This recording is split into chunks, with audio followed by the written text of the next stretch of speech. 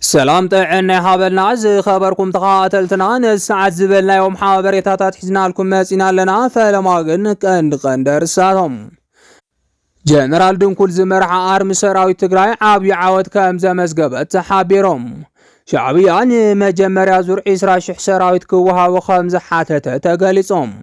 حلاف بيرو سلام ستان تقراي زخونة جنرال فسها قيرانون بفدرال منقست خامز تخصص تحابيرهم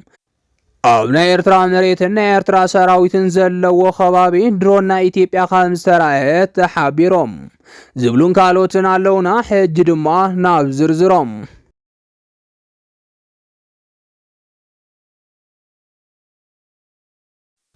جنرال دنكول زمرحا آرمي سراويت تقراي عابي حاوت كامزة مزقبت تحابيرهم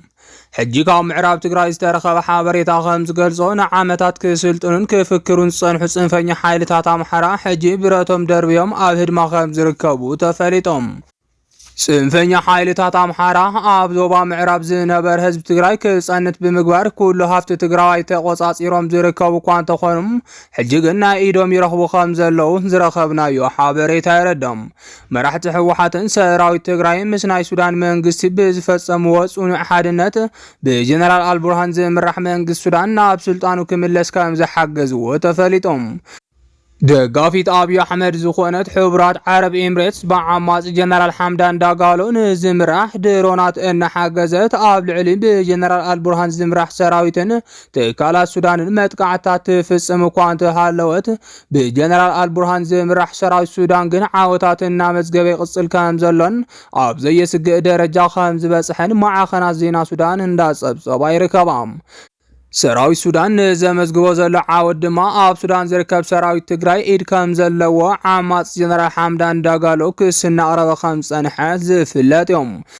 سلازي دوما دقاف بلسقنان حبرات عرب إمريتس زغونا بجنرال حمدان داغالو زمرح عمات سراوي السودان مولو بمولو زيطفع اللغنطاتي فتر سلازالهم من سودان تحابير كام عراب تقراي زملسلو منقدي كاليمة مارس خام زغونا تقاليصهم ازي كام زيلو نحالو بجنرال دونكول زمرح سراوي تقراي تداقا معاوتي مزقب كام زلو تحابيرهم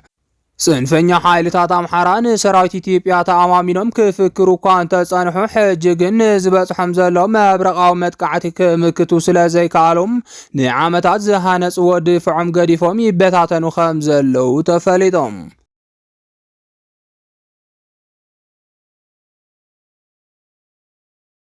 شعبيان مجمريا زور عسرا شح سراويت كوها وخمز حاتته تحابيرهم والكملاخي سياسة فوركي آب مخفتي بعال آب اسمعو مدرم مسرعات بلسقنا حابيرو آب لعلي حزب تقراي زقورو جفجاف كم زي الناس حن زي سكف كم زي بلون بقلس قانقوا قاليسيهم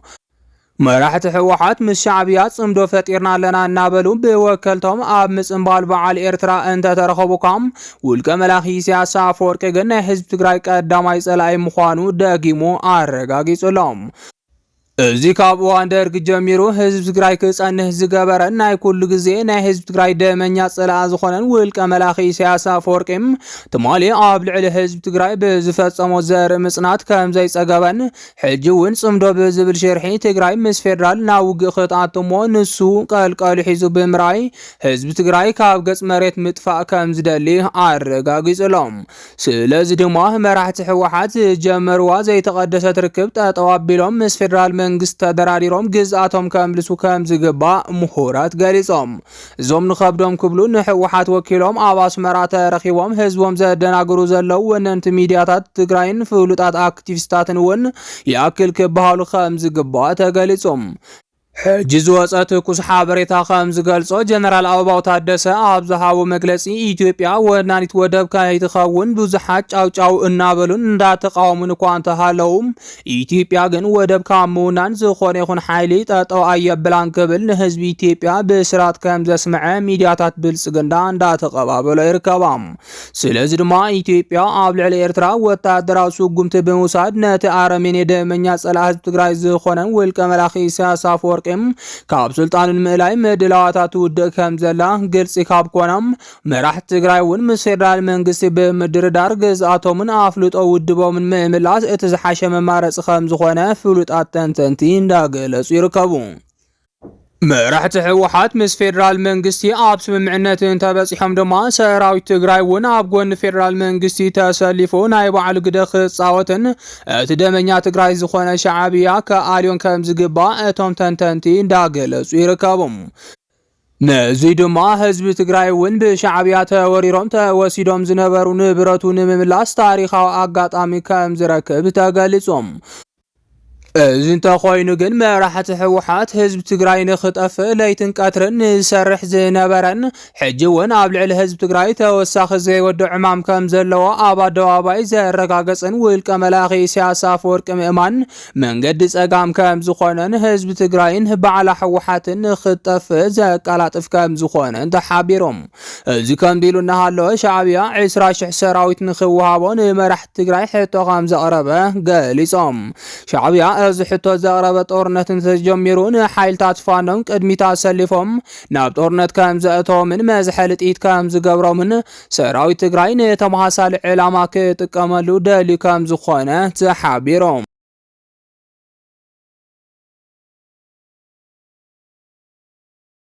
ሓላፊ ቢሮ ሰላምን ጸጥታን ትግራይ ዝኾነ ጀነራል ፍስሓ ኪዳኑ ብፌደራል መንግስቲ ከም ዝተኸሰሰ ተሓቢሮም። ጀነራል ፍስሓ ማንጁስ ካብቶም ላዕለዎት ኣመራርሓ ሰራዊት ትግራይ ሓደ ምዃኑ ዝፍለጥ ኮይኖም ካብ ቀረባ ግዜ ጀሚሩ ሕወሓት ደጊፎም አንጻር ግዝያዊ ምሕዳር ትግራይ ካብ ዝኾኑ ኣመራርሓ ሰራዊት ሓደ ምዃኑ ይነገረሎም። ብተወሳኺ እውን ነበር ፕሬዝዳንት ጌታቸው ረዳ ኣብ ስልጣኑ እንዳሃለወም እገዳ ኣንቢሩሎም ካብ ዝነበሩ ኣመራርሓ ሰራዊት ሓደ ኮይኑ ኣብ ትግራይ ዝነበረ አንጻር እቲ ብጌታቸው ረዳ ዝምራሕ ናይ ግዝያዊ ምሕዳር ትግራይ ዝተገበረ ምንቅስቃስ ብዋናነት ከም ዝመርሖ ይነገረሎም። ብፍላይ ኣብ ግዝያዊ ምሕዳር ትግራይ ኮይኑ ሓላፊ ጸጥታ ቢሮ እቲ ክልል እንዳመርሐም አንጻር እቲ ነበር ፕሬዝዳንት ክልል ምንባሩ ብፌደራል መንግስቲ ካብቶም ኣብ ጸሊም መዝገብ ዝኣተወ ኣመራርሓ ሓደ ምንባሩ ይፍለጥ።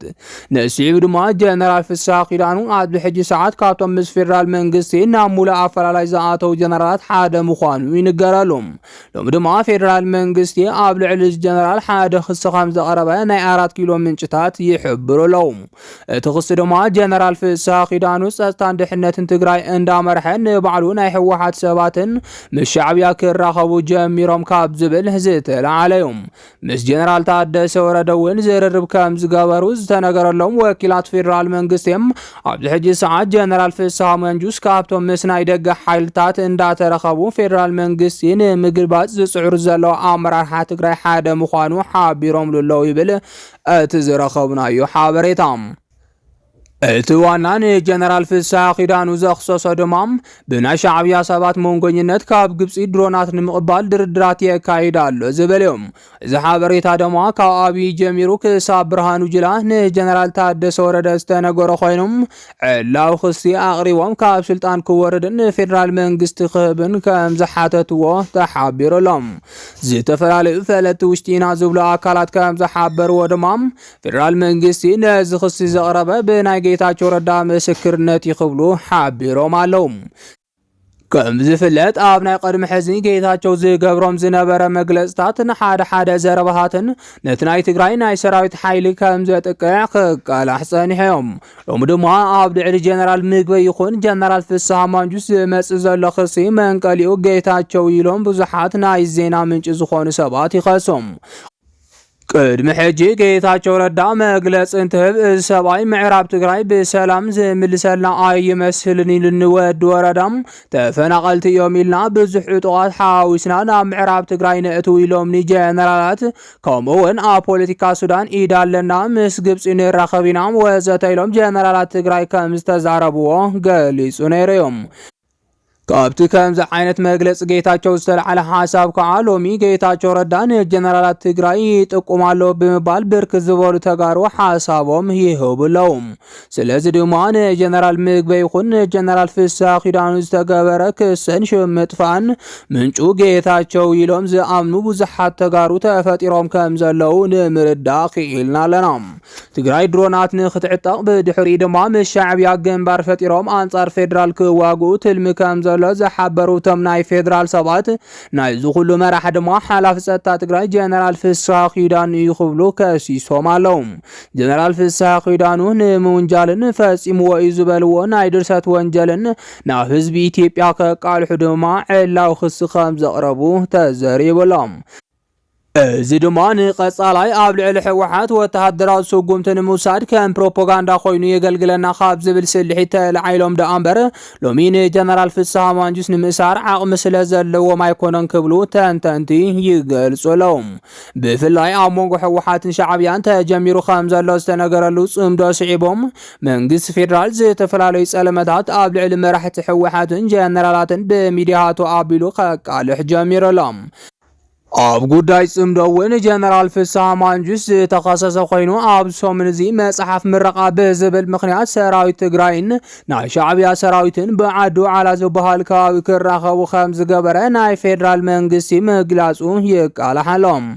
እዚ እውን ዘለዎ ሓላፍነት ምምራሕ ጸጥታ ትግራይ ተጠቒሙ ምስ ናይ ሻዕብያ ሰባት ብመዝርራብ ዝፈጸመ እዩ ክብሉ እቲ ዘቃልሕዎ ዘለው ጸለመ የብራህሮም። ከም ኣገላልጻ ካድረታት ብልጽግና ድማ ኣብዚ ውሽጢ መዓልታት ሰራዊት ትግራይን ሻዕብያን ብኣንፈት ዓዲ ዓላ ከም ዝተራኸቡ ሓቢሮም ኣለዉ።